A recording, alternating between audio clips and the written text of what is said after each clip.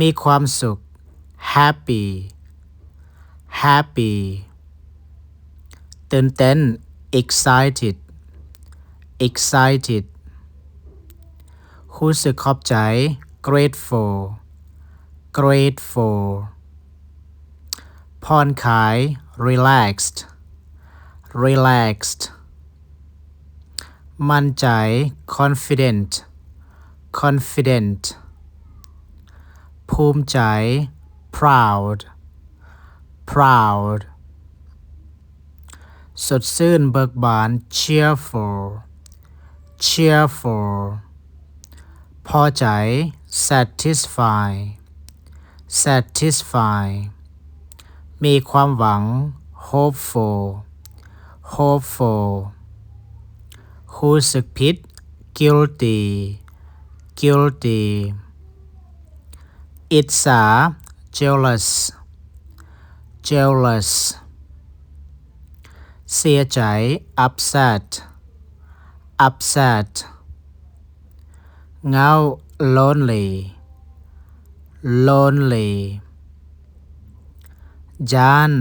scared scared สับสนหรือว่างง confused confused ตกใจ shocked shocked สงสัยอยากรู้อยากเห็น curious curious โอเคบัดนี้เราเบิ่งตัวอย่างการสร้างประโยคเนาะสำหรับการสร้างประโยคเราจะใส่ verb to be เป็นตัวสวยเด้อเนาะ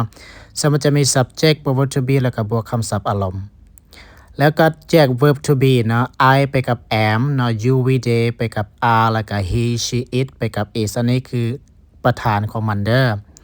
บัดนี้เรามาเบิ่งการตัวอย่างประโยคบอกเราข้อยรู้สึกผิด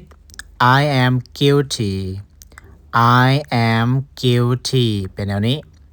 และบัดนี้ประโยคปฏิเสธก็เติม not ใส่เนาะข้อยบ่มั่นใจ I am not confident I am not confident และบัดนี้ประโยคคำถามมันจะเอา are มาขึ้นต้นก่อนเนาะถามว่าเจ้าเหงาบ่ Are you lonely Are you lonely นั่นนี้สำหรับผู้ใดที่ว่าอยากเรียนคำศัพท์อยากเก่งคำศัพท์ภาษาอังกฤษและอาจารย์นำปึ้ม 2,000 คำเด้อตัวนี้จะมีคำอ่านคำแปลเป็นตัวลาวมีตัวอย่างประโยคพร้อมเด้ออันนี้เป็นตัวอย่างเด้ออาจารย์เปิดให้เบิ่งเนาะแล้วก็อ่านเป็นตัวอย่างแบบนั้นเลยเด้อปึ้มตัวนี้มีราคา 179,000 กีบเนาะ 179,000 กีบ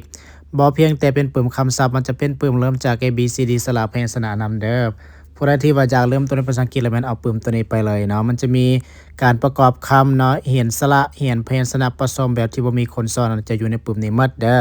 อาจารย์ตั้งใจเฮ็ดให้ทุกคนที่ว่าบ่มีพื้นฐานเนาะอยากเก่งภาษาอังกฤษอยากเรียนภาษาอังกฤษด้วยตัวเองอยู่เฮือนก็แม่นเอาปึ้มตัวนี้ไปเลย